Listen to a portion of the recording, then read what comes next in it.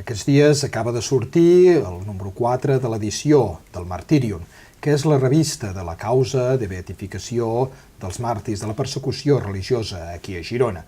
Per acompanyar-nos i per parlar-nos una mica d'aquest número, d'aquesta edició, tenim aquí a la Dolors Vancells, que és membre de la Comissió Històrica de la causa de beatificació de la persecució religiosa dels màrtirs de Girona.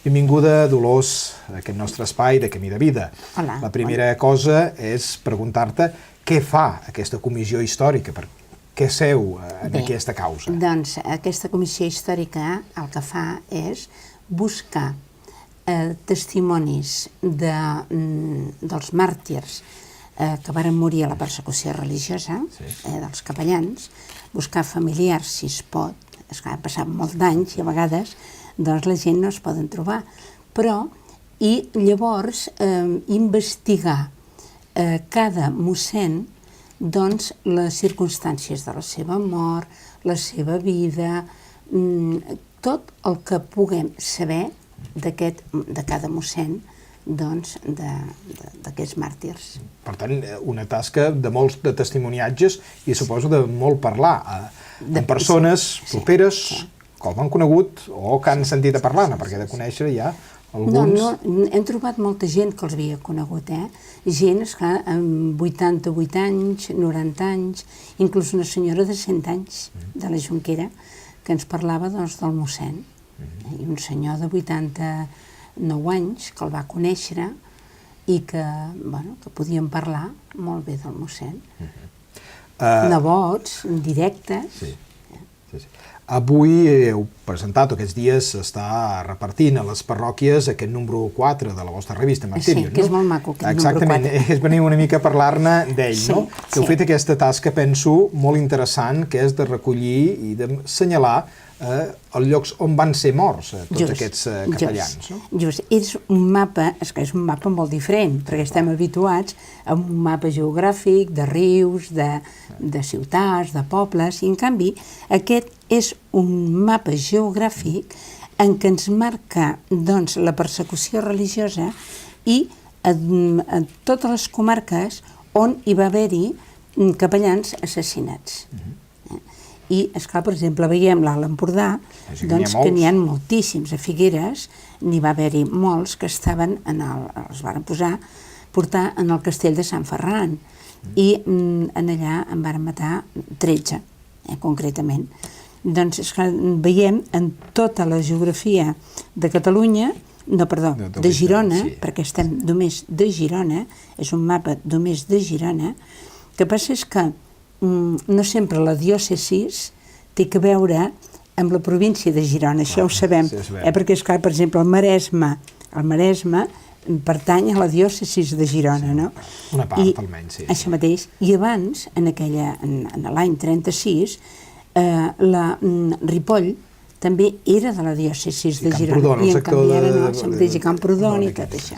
I en canvi ara no. I tenim un mossèn que el varen assassinar a Ripoll, encara que ell havia sigut professor del Collell, de prop de Banyoles, santuari de Banyoles. Per tant, això ha portat també, suposo, molta feina de buscar els llocs i de datar-los i de buscar precisament, no? I suposo que també hi ha altres de capellans diocesans que van morir fora de la diòcesi, perquè també n'hi ha algun, sí. Algun que va morir fora, per exemple, algun a Barcelona. Hi ha un subdiaca que el varen matar a Barcelona, perquè el varen posar a la presó a Barcelona, que era un noi de Sant Pol, Sant Pol de Mar. Molt bé, doncs us encoratgem en aquesta vostra tasca de recollir de les dades i d'anar endavant la part històrica de tot el procés de beatificació. Moltes gràcies, Dolors, per haver-nos acompanyat avui. Gràcies a vosaltres.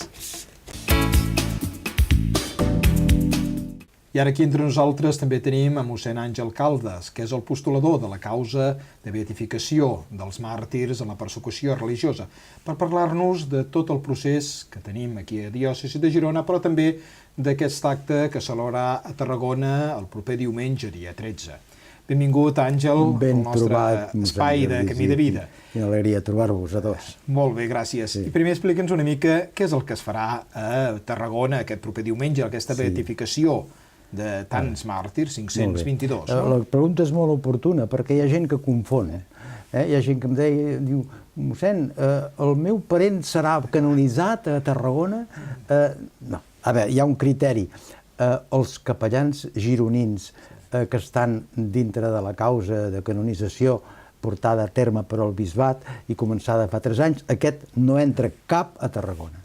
Els de Tarragona és un procés especial que ha organitzat la Conferència Episcopal Espanyola i que ha reunit causes, unes 34, de tot Espanya, començades i acabades diferentment, però l'última que es va acabar va ser l'any 2000.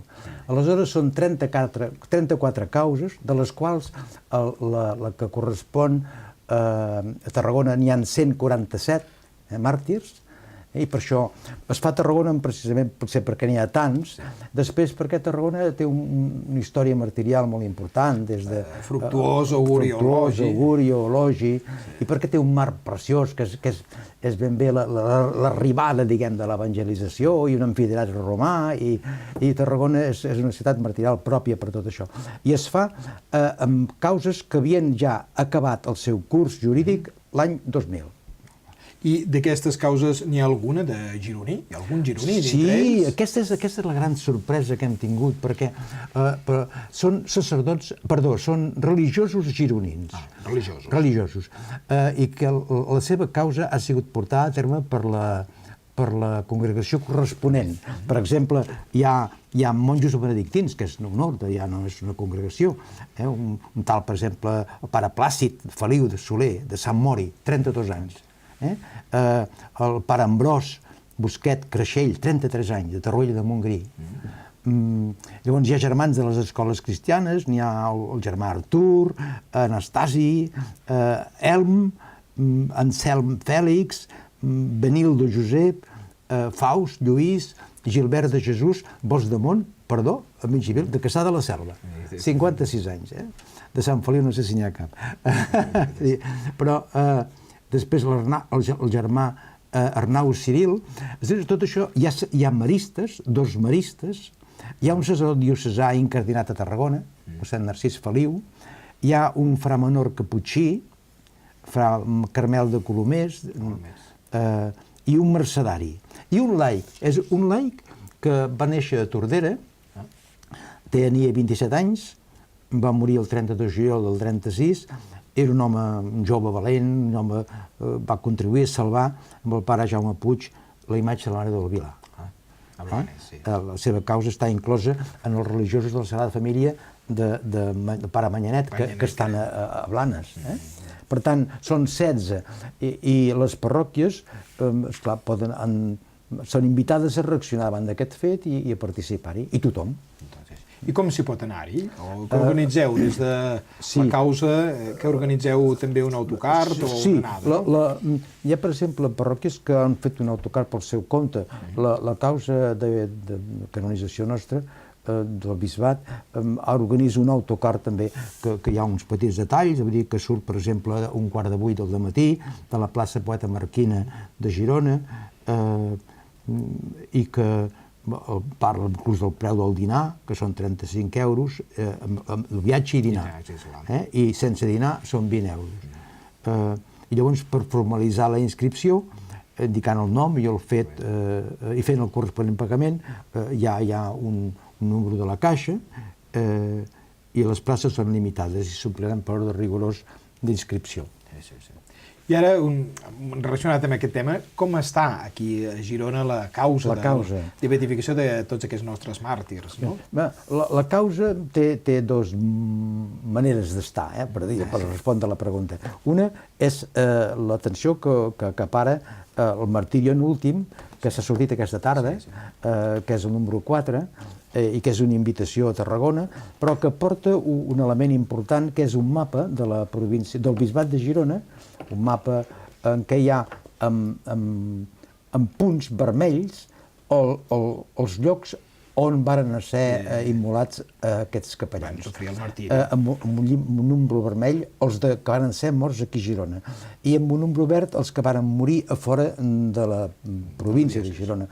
El número total és de 199. I aleshores hi ha les coordenades del poble exacte on t'has col·locat.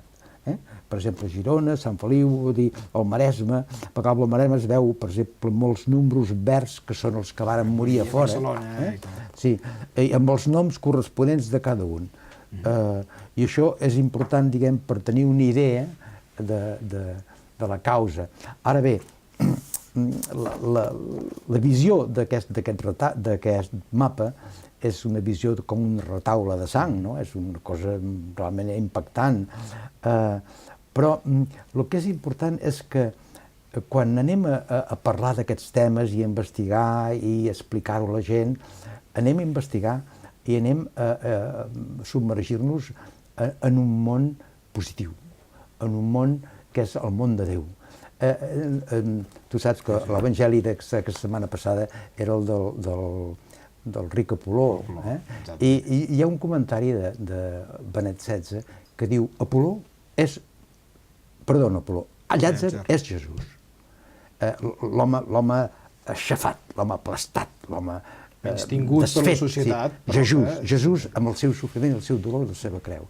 Doncs aquests són els homes xafats, aplastats. Però d'aquesta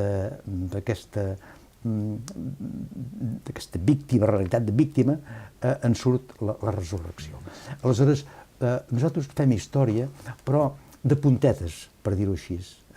Encara que si sento tant Jordi Buigues m'ho dirà que no, que fan història en sèrio. I ho fan en sèrio, de veritat. S'ha d'investigar cada una de les... Està dient molt en sèrio. Ens n'ha parlat, també. Sí, perquè si no fos seriosament, la Santa Seu no ho deixaria passar. És un estudi científic seriós. Però l'objectiu final no és fer història, sinó fer teologia. És veure el misteri de l'amor que hi ha en Déu i que hi ha en aquelles persones i que hi ha per aquells que els han assassinat. Aquí no hi ha cap fractura. És el que diu el papa Francesc, és l'evangelització que continua com Jesús ho feia amb els que estaven a la seva creu al costat i els va portar a la vida i a la felicitat. Gràcies per estar aquí entre nosaltres. I a tots vostès ja ho saben, el proper diumenge a Tarragona hi haurà aquesta gran beatificació dels màrtirs d'aquest procés que s'ha portat aquests anys. També hi som convidats tots nosaltres. I a tots vostès, si Déu plau, fins al pròxim programa.